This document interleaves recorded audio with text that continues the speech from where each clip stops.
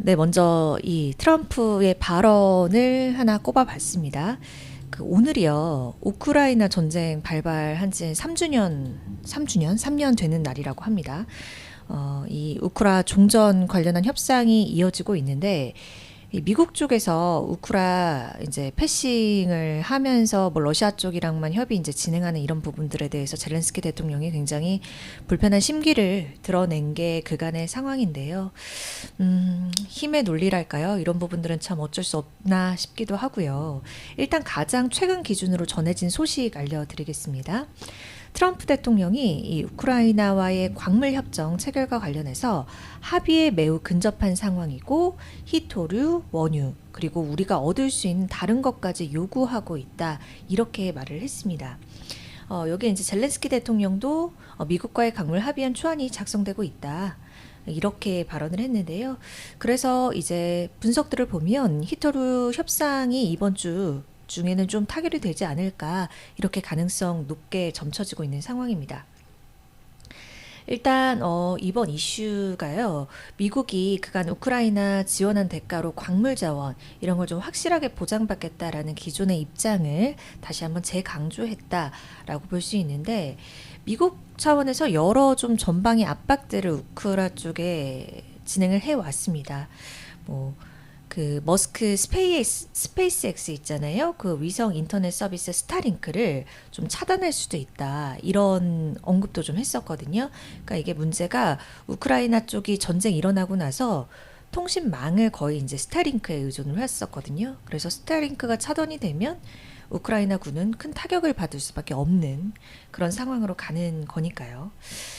자, 아무튼 이번 주 내에 뭐 이런 협정이 만들어지지 않을까라고 예상이 되는 가운데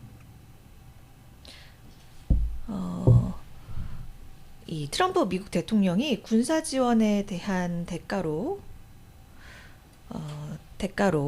우크라이나의 요 광물 자원 수익 등을 통해서 최대 뭐 5천억 달러, 그러니까 우리 돈으로 한 720조 규모 기금을 만드는 새 협정안을 제안을 했다라는 소식인데요.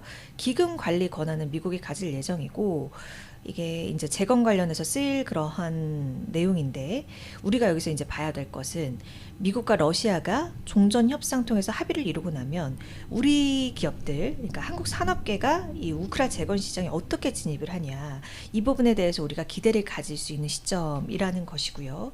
물론 뭐 앞서서 많이 오르고 급등한 만큼 좀 조정을 받고 하기도 했습니다만 이제 본격적으로 지원이 되는 거니까요.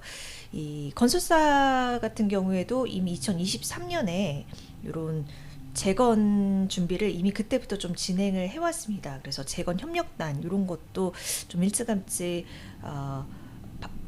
파견을 했었던 걸로 제가 기억을 하고 있고요. 뭐 건설사뿐만 아니라 건설 정비라든지 건설 장비라든지 기기 뭐 이런 기반 시설 관련 기업들도 어떻게 보면 그런 기회들을 좀 모색할 수 있는 부분이 있지 않을까 싶어요.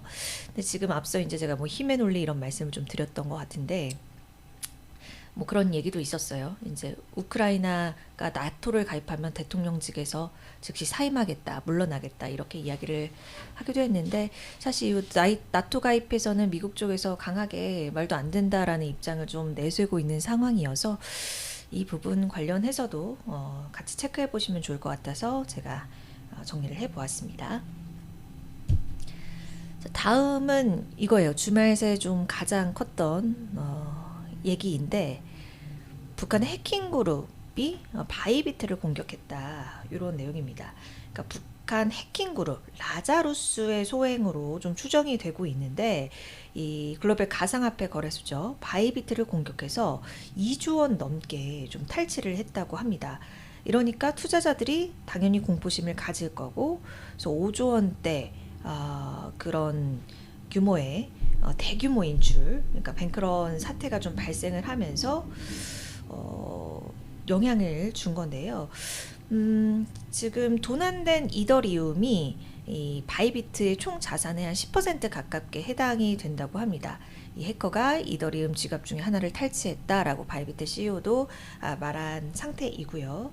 지금 비트코인은 95,000달러 좀 하회하다가 지금 반등을 모색하고 있는 상황이긴 한데요. 전반적으로 이제 가상자산이 이런 소식들에 의해서 출렁이는 모습을 보였다라는 점도 특징적이었습니다. 자, 오늘 M7 소식 살펴볼게요. 먼저 살펴볼 건 구글 알파벳이십니다. 구글이요, 인도에서 오프라인 매장을 설립을 준비 중이라고 해요. 뭐 픽셀폴이라든지 시계, 뭐 이어폰 이런 것들을 판매할 예정이라고 하는데, 애플과 본격 경쟁, 오프라인 매장을 이렇게 세우는 이유는 럭셔리 부문에서 애플과 경쟁에 나서겠다라는 의도로 읽혀진다라는 것입니다. 두 번째는 지금 그 유튜브 프리미엄 요금제 관련해서 우리나라에서도 참 말이 많은데, 저가형 유료 요금제 유튜브 프리미엄 라이트를 출시할 것이라는 그런 예상이 나오고 있습니다. 여기는 기존 이제 프리미엄 요금제의 뭐 유튜브 뮤직 이런 거 이제 제외되고 정말 광고만 이렇게 제외된 그러한 프리미엄 요금제로 예상이 되는데, 일단 일부 국가, 뭐 미국이라든지 호주, 독일, 태국 이런 데에서 선보여질 예정입니다. 그 유튜브 광고만 제거하는 저가형 요금제잖아요. 일단 기본 요금제 대비해서 한 반절 정도 가격대는 그렇게 될 것이라고 하고, 일단 구독료랑 뭐 출시 지역 같은 경우에는 향후에 좀 공개될 것으로 보여요. 이게 지금 우리나라에서는 끼워 팔기가 굉장히 문제가 되는 부분인데, 글쎄요, 이 부분도 뭐 공정위에서 계속 들여다보고 있는 것으로 알고는 있습니다. 일단 저가형 유료 요금제 유튜브 프리미엄 라이트를 출시할 예정이다, 이런 소식까지 좀 전해져 있습니다. 자, 다음으로 테슬라입니다. 머스크가 실적 제출 명령을 내렸는데, 여기에 이제 일부 국방부라든지 국무부 등에서 거부했다, 이런 건데, 이게 뭐냐면 머스크가 지난주에 한 수십만 명의 이메일 통해서 지난주에 달성한 구체적인 5가지 사항을 보고해라, 이것을 안 하면 월요일에 뭐 아주 적절한 조치를 취하겠다라고 엄포를 냈었는데요. 여기에 국방부라든지 국무부, FBI 이런 쪽에서 거부하겠다, 이렇게 된 것입니다. 트럼프는 지금 뭐 머스크의 이제 행보에 계속 힘을 실어주는 것 같아요. 이것에 따르지 않는 연방 직원들 조롱하는 밈을 게재하기도 했는데요. 일단 이 FBI 국장 같은 경우에도 머스크에는 친 머스크 인사인데, 일단은 뭐 이런 것에 직접적으로 따를 필요는 없다라고 이야기를 하면서 일부 이렇게 부처에서 거부에 나섰다는 소식이 좀 전해졌고요. 그리고 이 두 번째, 이 소식은 이 혼다랑 합병을 계획을 했다가 철회했던 닛산이 테슬라로부터 투자 유치를 추진할 계획이라는 좀 보도가 나오기도 했습니다. 그러니까 테슬라가 미국 내 닛산 공장 인수에 관심이 있다라고 보고, 테슬라가 닛산의 전략적인 투자자가 되기를 바란다, 이런 내용이었는데요. 근데 머스크가 이제 X에서 밝히기로는 닛산 공장 인수에 좀 관심이 없다라는 내용으로 좀 우회적으로 게재하기도 해서 이 내용도 좀 전해드리겠고요. 그리고 테슬라 급락의 가장 큰 이유였던 또 이 리콜 소식이 있었습니다. 그 미국 판매했던 모델 3와 모델 Y 요 차량 일부를 리콜을 한다는 건데요. 그 조향 보조 기능이라고 해요. 파워 스티어링 문제로 인해서 소프트웨어를 업데이트하는 리콜에 들어간 건데, 일단 테슬라 쪽에서는 해당 조건과 관련된 충돌 사고나 부상 사망 사례는 없었다라고 좀 밝힌 상태이죠.